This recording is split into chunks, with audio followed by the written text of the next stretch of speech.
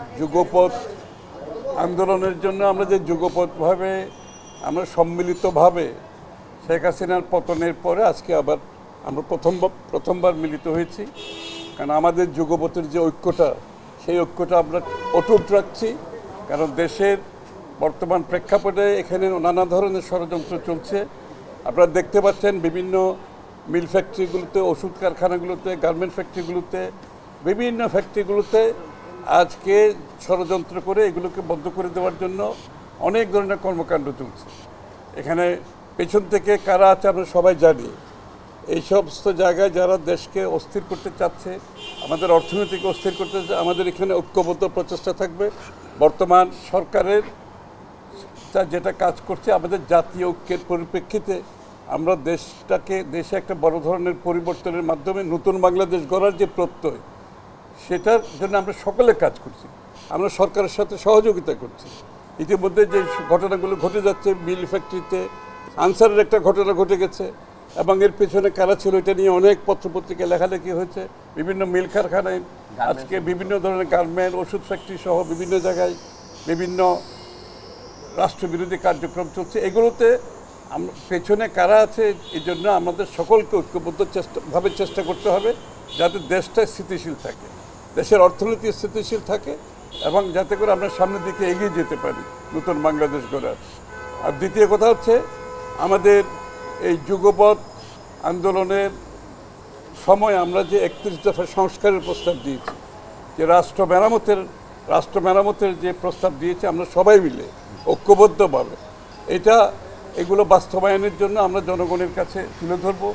আমাদের সকলে মিলে এই রাষ্ট্র মেরামতের বিষয়গুলো তুলে ধরব। কারণ এই সংস্কারগুলো জাতির আজকে প্রত্যাশা, যে নতুন বাংলাদেশে আমরা যে বড় ধরনের একটা পরিবর্তন আনতে যাচ্ছি। সেখানে আপনারা জানেন, তারেক রহমান সাহেব ইতিমধ্যে বলেছে যে 2 কক্ষ বিশিষ্ট একটি সংসদ হবে। তারপরে এই প্রধানমন্ত্রী এবং প্রেসিডেন্ট মন্ত্রীদের মধ্যে ক্ষমতার ভারসাম্যের কথা বলা হয়েছে। তারপরে 2 বারের বেশি প্রধানমন্ত্রী কেউ থাকতে পারবে না, এই কথাগুলো বলা হয়েছে। অনেকগুলো কথা বলা হয়েছে যেটা বাংলাদেশের জনগণের প্রত্যাশা এই নতুন বাংলাদেশ গড়ার জন্য।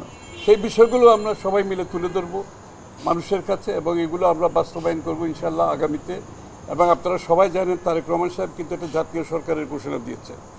এই যে সংস্কারগুলো, এগুলো আমরা যুগপথের মাধ্যমে 31 দফা আমরা প্রণয়ন করেছি এবং এটা বাস্তবায়নের জন্য উনি বলেছেন যারা এই আন্দোলন সংগ্রামে শেখ হাসিনার পতনের জন্য রাস্তায় ছিলেন, কাজ করেছেন, সবাইকে নিয়ে একটা জাতীয় সরকার হবে, যেই সরকার 31 দফা বাস্তবায়ন করবে।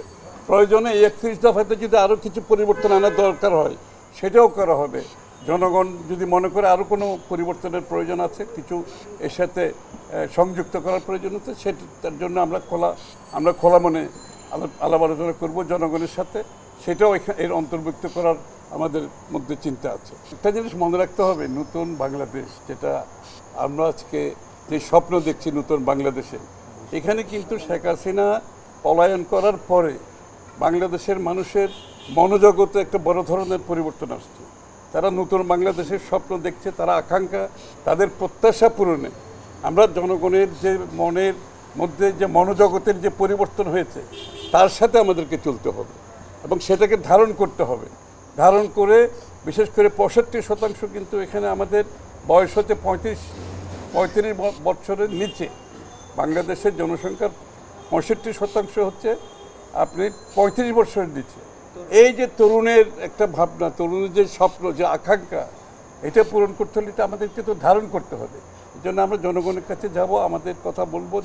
তাদের যদি কোনো প্রস্তাব থাকে, আরও কিছু প্রস্তাব এর সাথে যোগ করতে চাই, সেটা আমরা করতে যাব, সেটা আমরা করব ইনশাআল্লাহ। নতুন বাংলাদেশের মানুষের যে স্বপ্ন, সেটা পূরণে আমরা সম্মিলিতভাবে আমরা সবাই মিলে কাজ করব। এখানে জাতীয় ঐক্যের প্রয়োজন। কোনো একটি দল এই কাজটা করতে পারবে না, একটা জাতীয় ঐক্যের মাধ্যমে এই কাজটা আমাদেরকে করতে হবে।